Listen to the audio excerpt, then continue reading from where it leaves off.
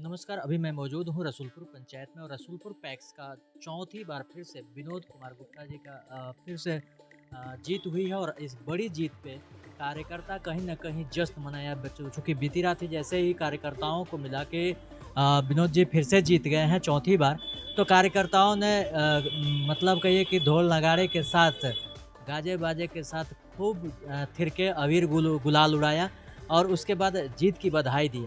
हालाँकि इस विषय पे हम चलते हैं जो रसूलपुर पंचायत के पैक्स अध्यक्ष हैं, उनसे मिलते हैं और उनसे जानते हैं कि आखिर उन्होंने जनताओं का जो वहाँ का वोटर है, उसका उनका दिल कैसे जीत पाया और फिर से चौथी बार जीत उनको कैसे मिल पाई? चौथी बार सर आप फिर से पैक्स में जीत हुई है, जी, जी। क्या कहना चाहिएगा? बदलाव का हम लोग पैक्स में 15 साल से किसान के हित में हम लोग काम किए हैं। ठीक है, समय पर धान अधिप्राप्ति का काम, खाद बीज देना हैं, पैक्स में तो अभी 2 ही काम है। एक पीडीएस है, तो पीडीएस का भी हम लोग समय-समय पर ही राशन वितरण करते हैं। हैं, इसमें किसानों के हित में हम लोग काम करते हैं और किसान का जो भी कीमती वोट है उचित समझ करके किसान ने दिया है। सर ये किसानों के हित की बात करते हैं तो अगले ये लगभग 15 साल से आप पैक्स रह चुके हैं। जी, जी।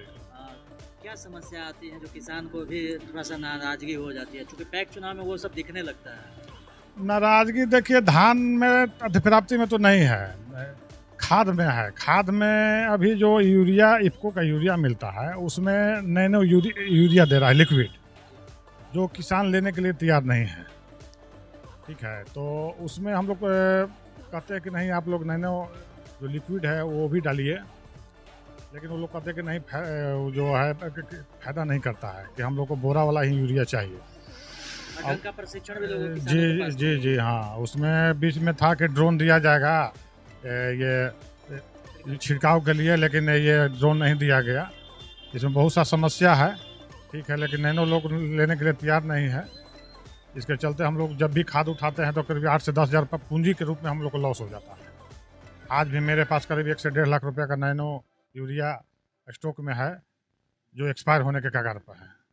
अच्छा, कहीं न कहीं सरकार की नीति और किसानों की मजबूरी, दोनों को देखकर पैक्स कहीं-कहीं ना पिस रहे हैं कहीं-कहीं। जी हाँ, पिस रहे हैं। अब किसान का कहना है कि आप जो है धान का उचित मूल्य दीजिए, लेकिन किसान के पास भी जो धान सरकार को चाहिए वो धान नहीं है। अभी भी ग्रेड 1 हाँ, अभी भी किसान जो है लगभग हमको लगता है कि 95% किसान जो हैं वो हार्वेस्टर से धान कटवा रहे हैं। तो धान कटवाने के बाद ना वो ठीक से सुखवन करवा रहे हैं, ना ओसवन करवा रहे हैं और कहते हैं कि ले जाइए। लेकिन फिर भी हम लोग उसको उचित समझ करके उसको हम लोग उठाव करते हैं। जो लास्ट में मई-जून में वो धान सूख करके क्विंटल में 4 से 5 किलो कम हो जाता है, जो हम लोग को लॉस सहना पड़ता है। जी। सर लास्ट में दर्शकों को जो व्यूअर हैं या फिर आपके जो वोटर हैं, उनके लिए इस जीत के बाद क्या कहना चाहिएगा? जीत के बाद हम कहना चाहेंगे कि जो उन लोगों ने हमको फिर जो दोबारा चौथी बार जो हमको पैक्स में के अध्यक्ष के रूप में जो चुने हैं, हैं, उन हम किसान के हित में कार्य करें। जो भी सुविधा हो सरकार से हो चाहे मेरे तरफ से हो, किसान के हित में हम काम करेंगे। ठीक है, अभी हम लोग को धान रखने के लिए उचित भंडारण नहीं है, तो हम चाहेंगे कि सरकार की तरफ से 1000 या 500 एमटी का हमको जो है ये गोदाम दिया जाए। बहुत-बहुत धन्यवाद सर।